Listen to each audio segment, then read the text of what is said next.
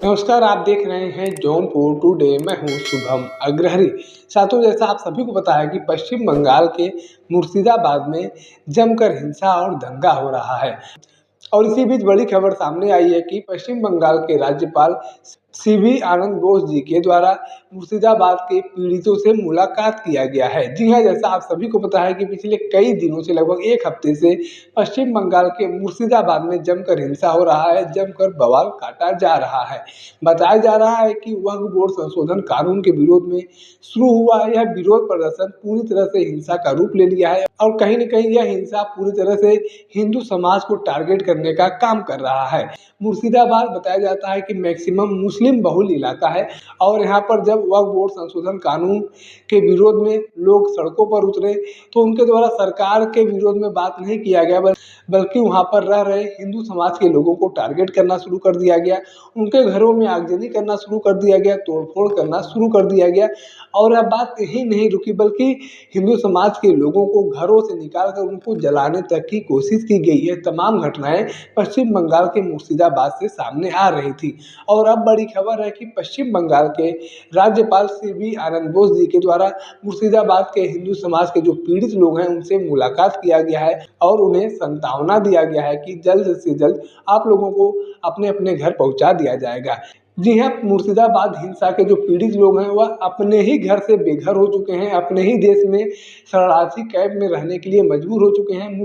मुर्शिदाबाद के बगल में जिला पड़ता है मालदा और मालदा में वह राहत शिविर और शरणार्थी कैंप में रहने के लिए मजबूर हैं। यानी कि कल जब पश्चिम बंगाल के राज्यपाल भी पीड़ितों से मिलने के लिए गए थे तो मुर्शिदाबाद नहीं गए थे बल्कि मालदा गए थे। मालदा में पीड़ितों के लिए राहत शिविर बनाया गया है, शरणार्थी कैंप बनाया गया है और वहाँ पर ही मुर्शिदाबाद हिंसा के जो पीड़ित लोग हैं वह रह रहे हैं और वहाँ पर रह रहे शरणार्थियों के द्वारा आरोप लगाया गया है कि यहाँ की राज्य पुलिस के द्वारा हमें किसी से बातचीत करने नहीं दिया जा रहा है, हमें धमकी दिया जा रहा है।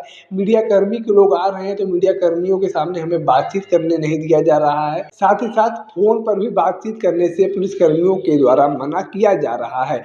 जब कल पश्चिम बंगाल के राज्यपाल राहत शिविर में पहुंचे थे तो वहाँ पर तमाम लोगों के द्वारा उनसे बातचीत किया गया और अपनी अपनी आप बीती सुनाई गई।